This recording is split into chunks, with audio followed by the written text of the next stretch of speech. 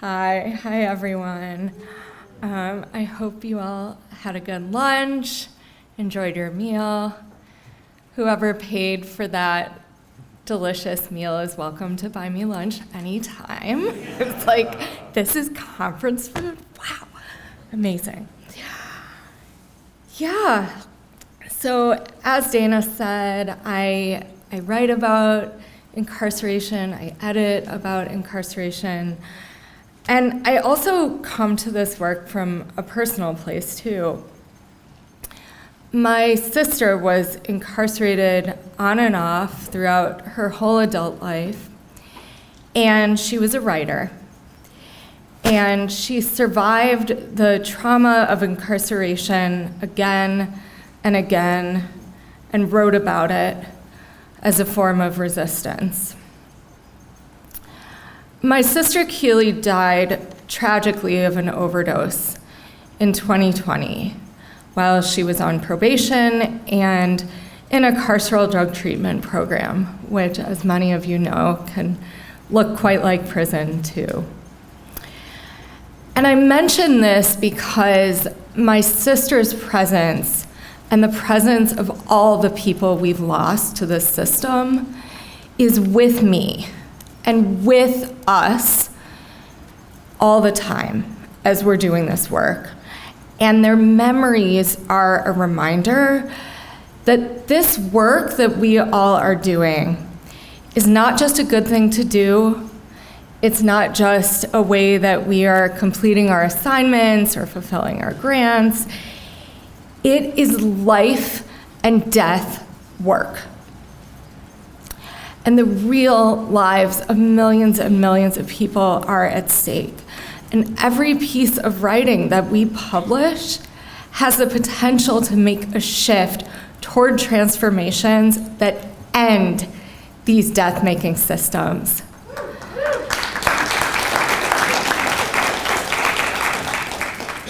So I want us to keep that end in our sights. Even as we're talking about the nitty-gritty, even as we're sharing the nuts and bolts, which are so important for getting the work done, I want us to remember the potential that is on the horizon and think about how we move toward that end.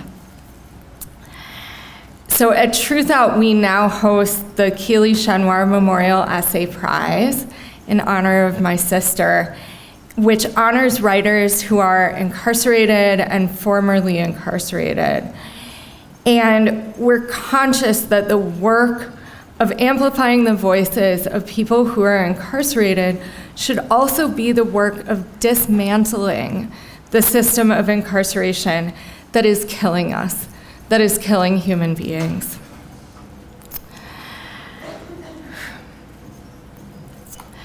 So right now, I am so beyond honored to be introducing you to Chris Blackwell.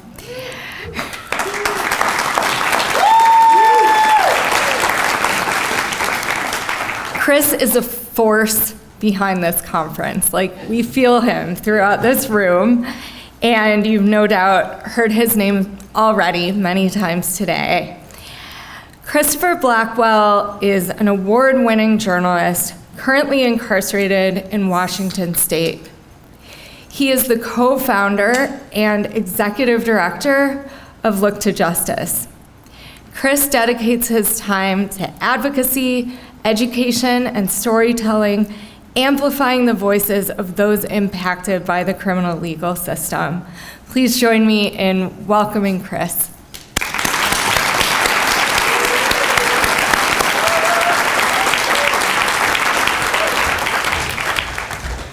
Thank you, Maya, for the kind introduction and your skills as master of ceremony. And Felita, many thanks for your beautiful opening remarks. Many thanks are due for this conference. To our whole conference team, Dana, Jyoti, Corinne, Catherine, YQ, KJ, Ethan, Chris, Katie, Ariana, and Pramal, for all your support in bringing this conference to life alongside of me. You were all straight up rock stars. and to my amazing partner, Chelsea Moore. Chelsea, the sum total of patience, love, and support you've given me in this important work is completely priceless.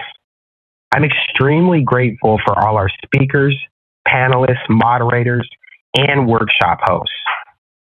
You bring some much needed knowledge and energy to this event. Jessica, Mari, Udi, and Dan, a large part of the work I do is owed to your mentorship and support.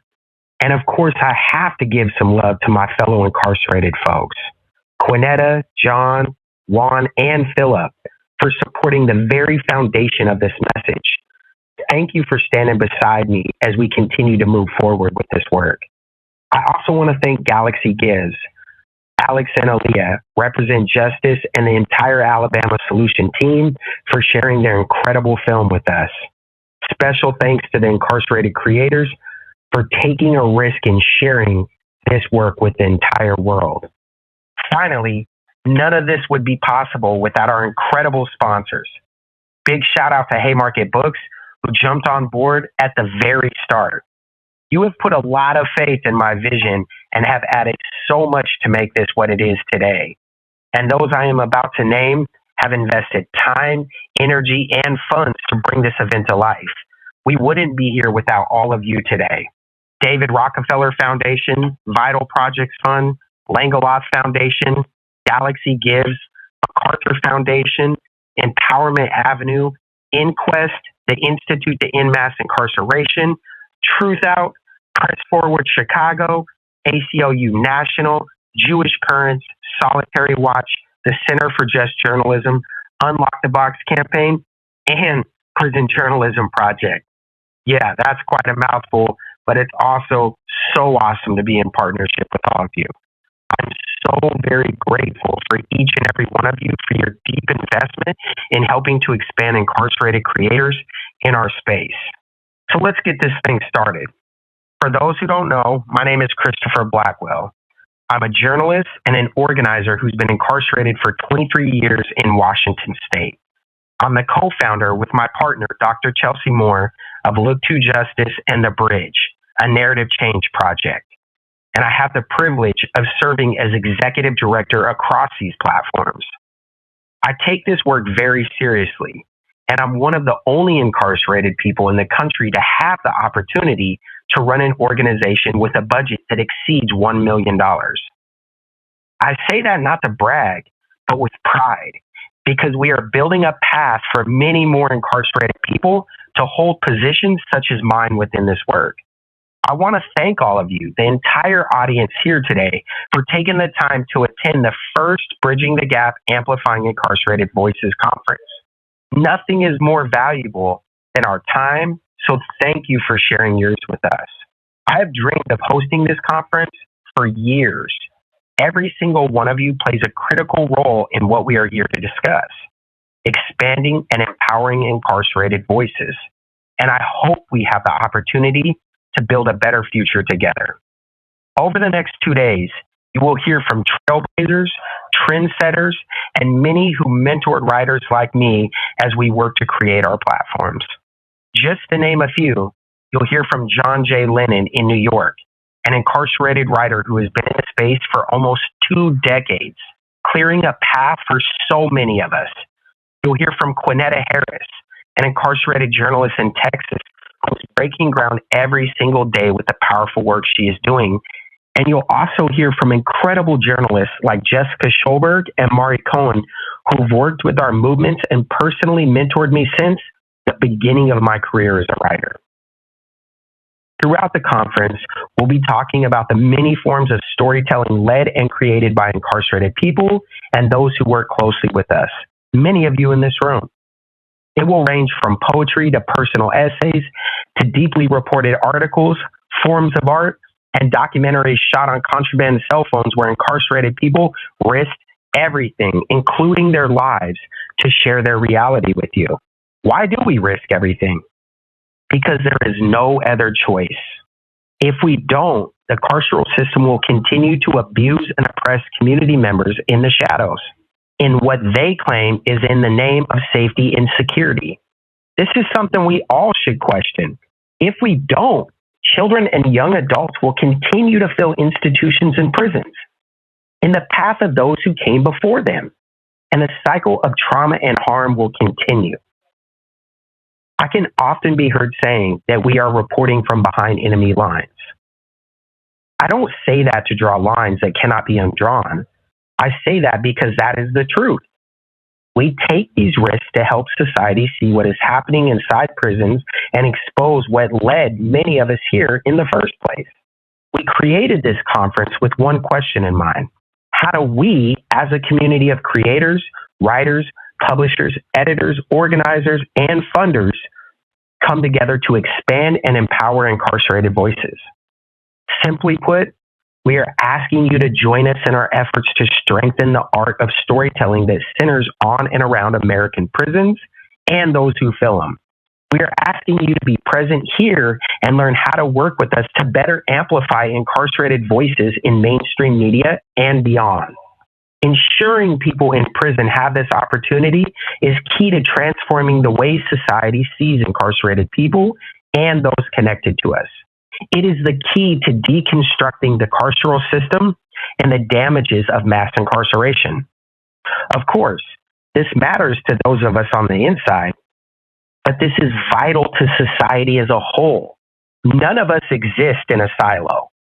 Our communities are interwoven and interconnected in ways that ask us to redefine how we address those who cause harm and end up entangled in the web of the carceral system.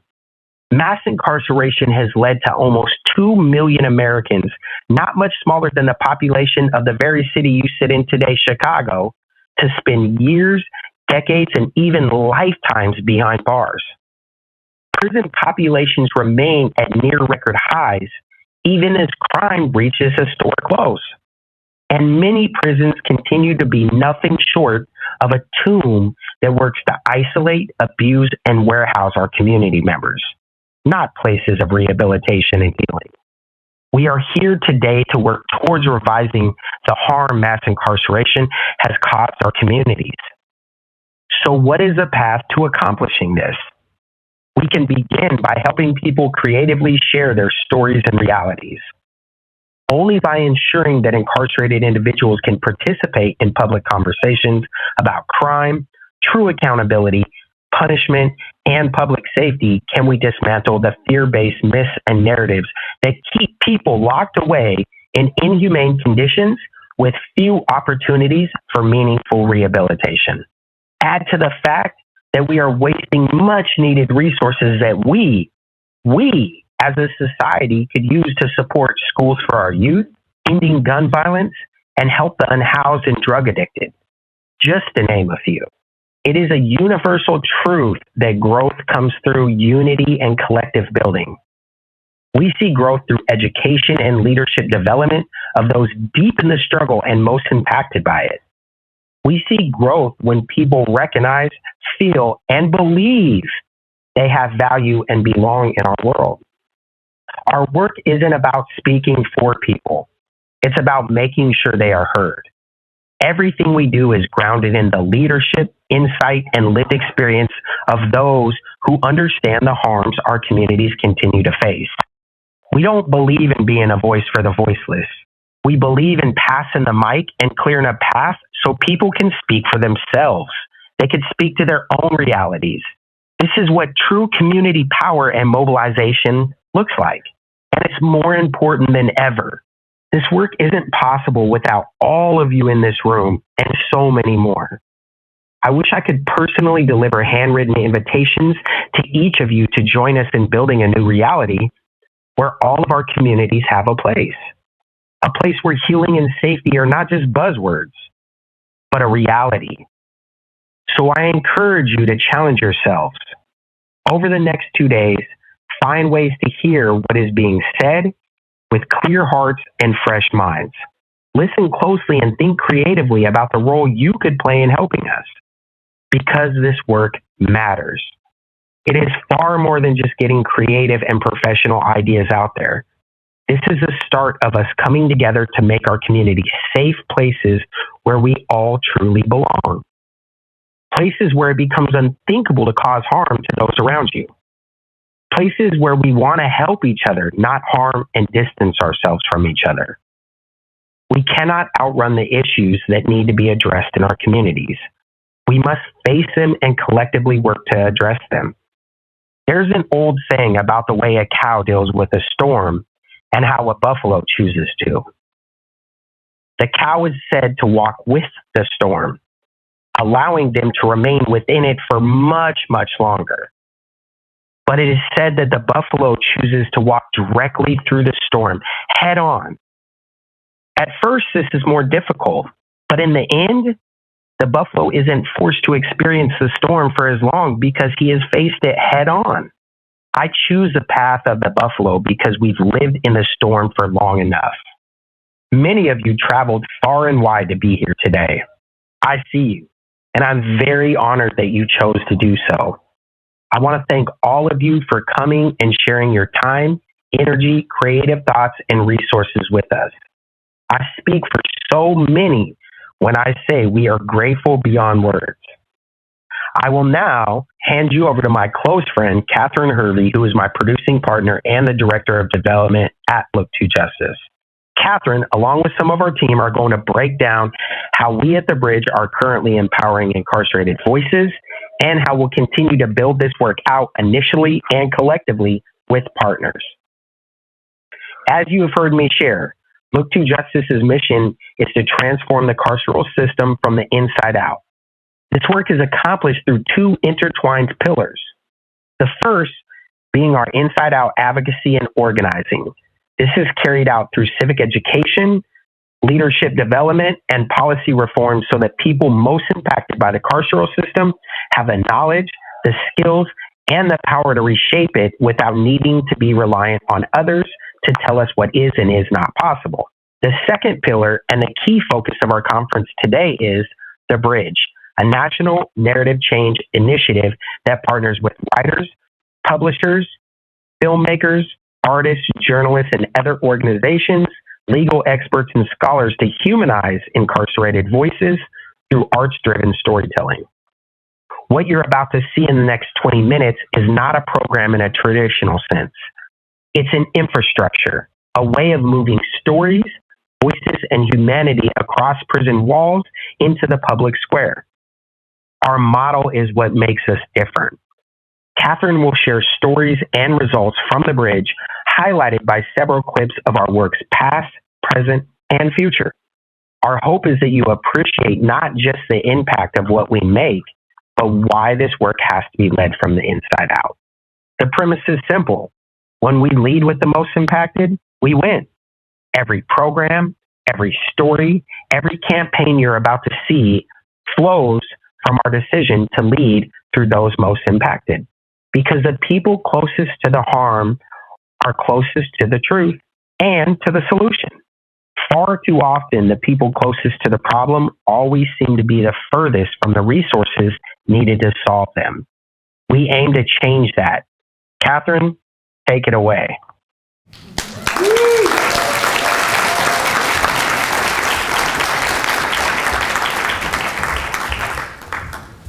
Thank you.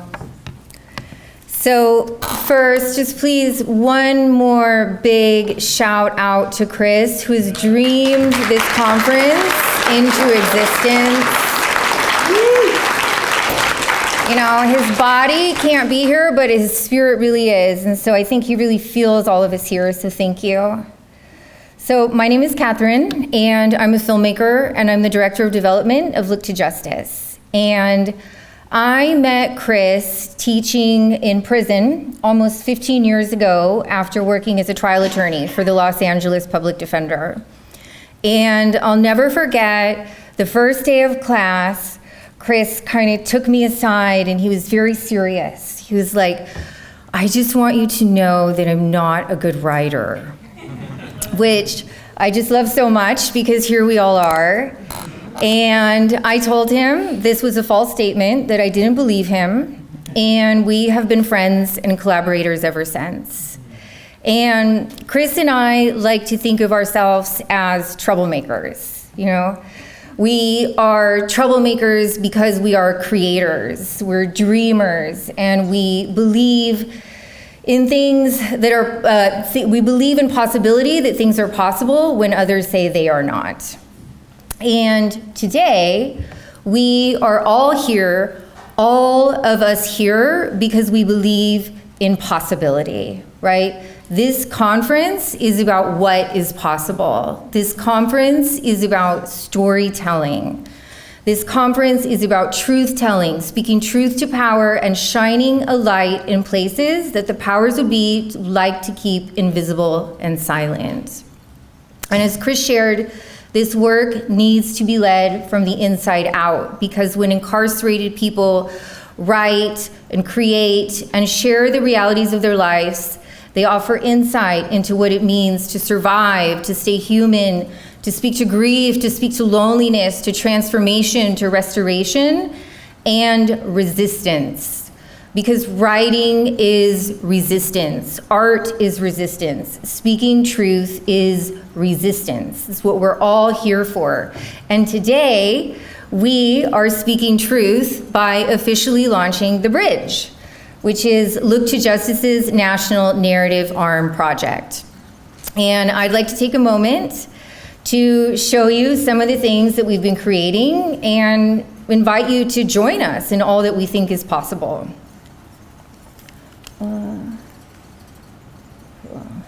All right, so first, The Bridge, as we know, is writing. We have published close to 500 articles in just our pilot of The Bridge, from local, super rad. From local publications to the New York Times, the Washington Post, the Nation, the Guardian, so many more. And these articles have generated over $100,000 in income for incarcerated writers. Thank you. And 70% of this year's Stillwater Prison Journalism Award winners are now connected to The Bridge in leadership and writing roles. These 500 articles are not an anomaly. They are just a start. We're now launching programs for inexperienced writers, the Writers Development Program, a national writers cohort to connect incarcerated writers across the nation, and the Free Thinker Book Fellowship, a 2-year program that walks experienced incarcerated writers through the entire process of developing and writing a nonfiction book, from concept to proposal to relationships with agents and editors. We're also creating and publishing zines, holding interactive community events with gallery installations and film screenings, and we've partnered with Zeke magazine to address issues like mass incarceration and solitary confinement through photojournalism and written pieces. The Bridge is also podcasts and radio shows. Broken is Beautiful is co-hosted by myself and Christopher Blackwell. And we created it to show that people inside and outside of prisons are more alike than we're often taught to believe. That we're all facing questions like, what does it mean to forgive? Where do we find hope in the darkest places? How do we build a life of meaning against real odds? And could it be that our broken parts actually hold our greatest strengths? I'm going to play an excerpt from our episode with Marlee Liss. Marlee made history in the criminal legal system when her sexual assault case became the first in North America to conclude with a restorative justice circle process through the courts. And in this excerpt, she speaks to the process. I got to really speak and say things that I'd been bottling up for years, ask questions I'd been holding in for years. I remember really taking the time to be present with myself and be like, what do I need to get out of my body right now and give voice to, in terms of impact questions, letting emotions be present in this space, letting myself be sad, angry, claiming the parts of myself that are also joyful, empowered, not denying that either.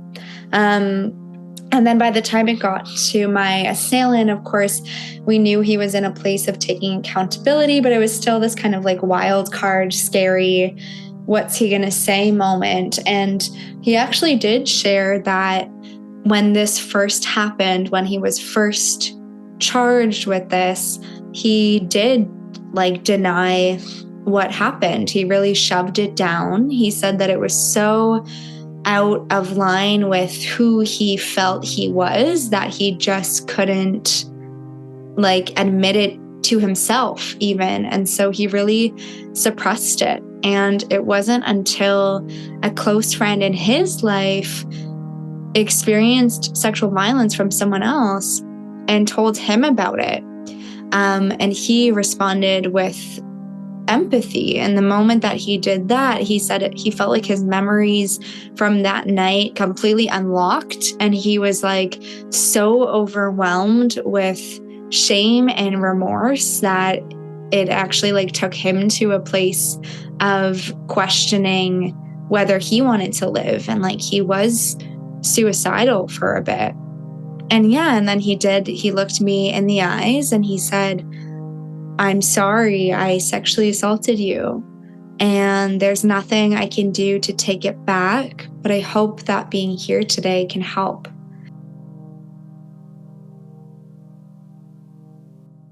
Chris, I really feel like this is a turning point in Marley's story where she's really reclaiming her power. And she gets that through an apology that, I don't know, maybe for some people might be hard to appreciate or even to believe if you're an outsider looking in. I mean, what is this bringing up for you? I mean, I've actually had to experience this. So when you cause someone such severe harm, I mean, when I went to the clemency hearing and I had to sit there and I was asked to directly speak, you got to face that. There's no running from that, right? You're in that moment. It's raw. You're ashamed. All you want to do is hang your head low because you are just caused the worst harm you could possibly cause. And you know that a sorry, none of that can take that away, right? So I feel in this moment, where, the guy who did this to Marley is forced to sit there and face her. This is where real accountability happens. Thank you. So while the podcast is intimate, Through the Wire radio show is communal. Through the Wire is hosted by Christopher Blackwell and Antoine Davis, who are cellmates and collaborators. It's a radio show that does something simple and radical at once. It lets incarcerated people speak for themselves to their communities in their own words. And here's an excerpt of Devin Adams, now the Executive Director of Civil Survival, reflecting his experience of causing harm. You did some work that transformed you and allowed you to deal with your own trauma. And, we've talked about this on the show before, and I really like our listeners to hear about the work that you did there, because that trauma work, to me, is what pulls us out of survival mode and allows us to take a real good look at who we are, who we actually want to be, and to separate ourselves from things that are causing harm to ourselves and the way we live our lives. So where did that transformation start to take place? And maybe share a little bit about what that looked like. Okay. Man, it's interesting. It's a good question. It's interesting you asked that. Because if I'm honest, the first time that I really thought about where I had that moment or an aha moment where I reflected on the impact of the harm I caused was it was closing arguments for the murder trial that I was sitting in, and the prosecutor had flown in Franklin Brown. That's the man whose life I took. They flew his mom in from Texas. She hadn't been in the trial the whole time, and I was sitting at the table on the defense side of the courtroom, and I wasn't really paying attention. The prosecutor put essentially a image of Franklin on the autopsy table in the courtroom for the jury to see. and I heard this woman crying, and I looked back, and my mom was consoling her, and it was just my mom, my sister, and this woman in the courtroom. And honestly, at first, I didn't really pay too much attention to it. My attorney had always told me, like, don't show any emotion, be stoic, and all these things. So I'm just looking. And then also, it's closing arguments. And so I'm just trying to track what the prosecutor is saying.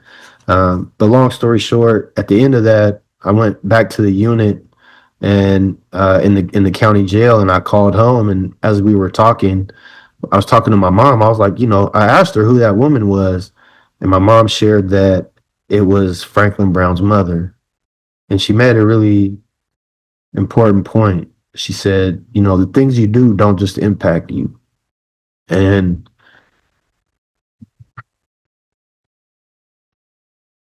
that was the first time that I had to sit with harm I caused.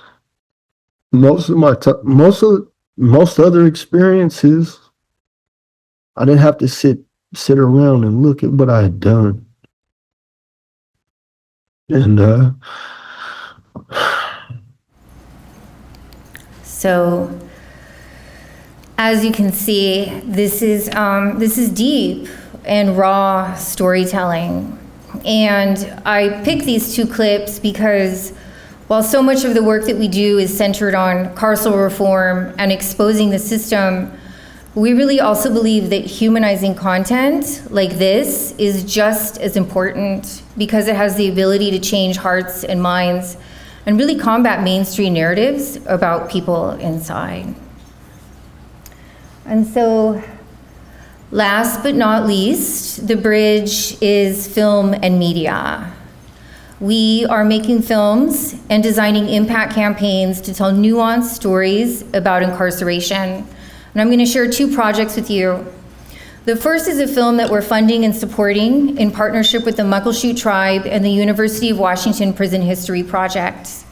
Resilience Inside is a documentary that shows how Indigenous religious practices help Native people survive prison and protect their culture, honoring ceremony as a living practice of survival, memory, and cultural continuity.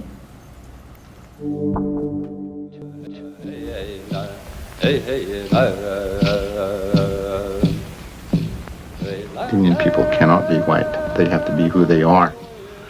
You may teach them, train them to live in the white world, but they must be allowed to remain as Indians and to practice their own religion and philosophy.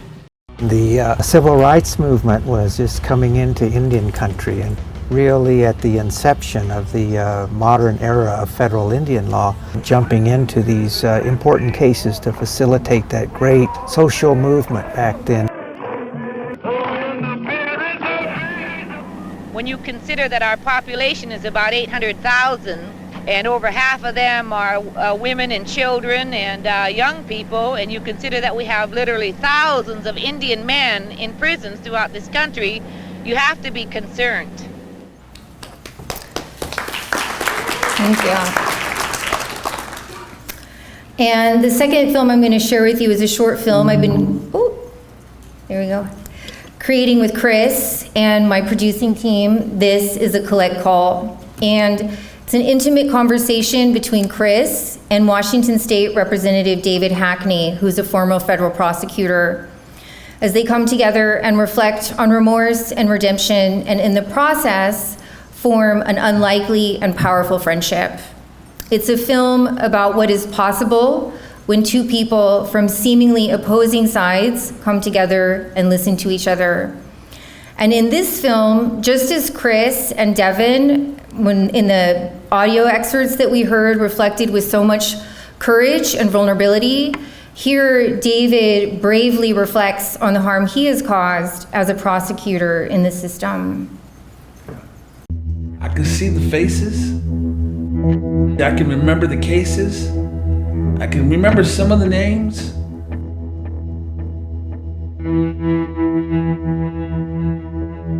This is a call from Chris, an incarcerated individual at Washington Correction Center. But when When I was a prosecutor, I thought of people that committed crimes as different than me. The first people that ran to help me were the most notorious quote-unquote gangsters and killers, and the worst of the worst, right, is what they were labeled by society. I followed the evidence, I followed the law. I didn't think twice about doubling someone's sentence. I didn't have to navigate those waters. I didn't have to sell drugs to survive. What do you say to someone when you take in decades of their life unnecessarily?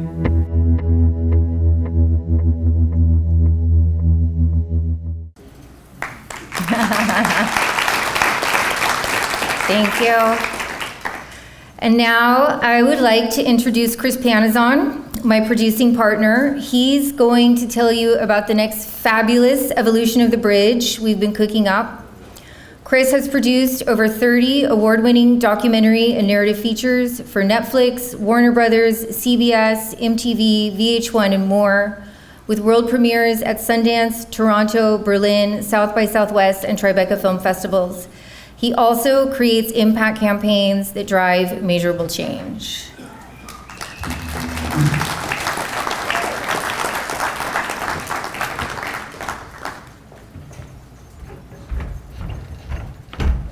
Okay, well, thank you, Catherine. Again, my name's Chris Panazon, and I'm excited I get to speak to The Bridge's most hot off-the-press initiative. It's the Bridge Producers Lab to empower inside voices in telling stories across all forms of media. So not only through writing and journalism that you heard Catherine speak to, but also through film and socials and podcasts and radios and you name it. And the Producers Lab builds knowledge and offers hands-on experience on story foundation, scheduling and planning, production, budget and business tips, editing and distribution strategy. And like people often ask me, what even does a producer do? And so there's not a simple, straightforward answer to that. Sometimes a producer is the ignition to a project. Sometimes it's the wheels that keeps things rolling and moving, or the steering that helps everybody stay on the road. And sometimes it's the person that knows to call the mechanic when things go wrong. But fundamentally, producing is about teamwork. And it's about bringing people together around a shared vision and helping get a project from idea to reality. And there's just something I really want to tell you quickly, a secret about producing. I've produced all these different projects, and yet I don't even own a camera myself, but I know where to get one. And I've produced projects where I wasn't even on set during the filming, but I set up the entire day. And the point is that no matter where you are and no matter what formal education you may or may not have, because believe me when I say there is no degree in this, and no matter what tools you may or may not have access to, you can be a producer, because producer is a learn by doing practice. So that's where the Bridge Producers Lab comes in. We're building a pathway, a course curriculum, an ongoing mentorship program for emerging justice-impacted producers to develop real-world skills, collaborate on active projects, to learn how to tell their own stories and bring other important stories into the world. And before I wrap up, I just want to leave you with one last thing that happened to me earlier this week. I attended a TED Talk at UCLA featuring all these major luminaries in tech and media and government, and I can tell you that only one person received a standing ovation that day, and it wasn't a famous celebrity or a founder. It was a custodian, also known as a janitor, named Daniel Estrada. And Daniel spoke at the TED Talk and shared a story about being a custodian at UCLA and the last 15 years working the overnight shift and helping maintain spaces used by some of the brightest minds in the world. And he talked about how invisible that work can sometimes feel. But every night after he finishes cleaning and organizing the rooms, he signs his name on the completion sheet posted on the wall. And as Daniel told us, most people will never notice his signature, but he sees it. To him, it's proof of a job that was done with care and with pride. And as Daniel stood there with his cleaning push cart, his trash can, his broom and all, he urged us in the room that no matter what task that we do, no matter what our job, no matter our position, that we do it well enough that we would sign our own signature next to it every time, every day. That moment when Custodian Estrada shared his inspiring story was the moment that Daniel Estrada became visible to us all. And we know that must have been immensely gratifying for Daniel to be recognized and celebrated as he was. But what it also demonstrated is that not only did Daniel Estrada deserve to be seen and be heard with something important to say, but that we in the audience needed to hear his story. We were the ones that were changed. We were the ones impacted and uplifted in that moment. There are thousands of stories like Daniel's, folks that feel invisible, with powerful stories to share, most particularly inside the incarceration system. And storytelling is a two-way street where connection happens. Connection is the feeling whole. Connection is the feeling of peace.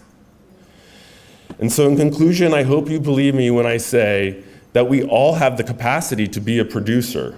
We just need the training, the infrastructure, the access distribution to go that distance. And we believe that the Bridge Producers Lab is that key. Thank you.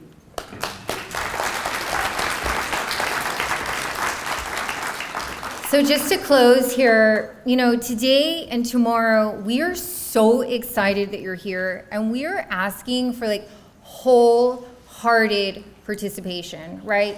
Everything that I've shown you here is an invitation really to come build and to dream with us. We want to hear your ideas, your stories. We want to collaborate. We want to partner. We're literally flying the plane as we are building it right now at Look2Justice. It's wild. We cannot do this alone. So please come find me, come talk to me, come talk to Chelsea Moore here, our co-founder at the back of the room. I think everyone knows who you are. And, enjoy. Thank you.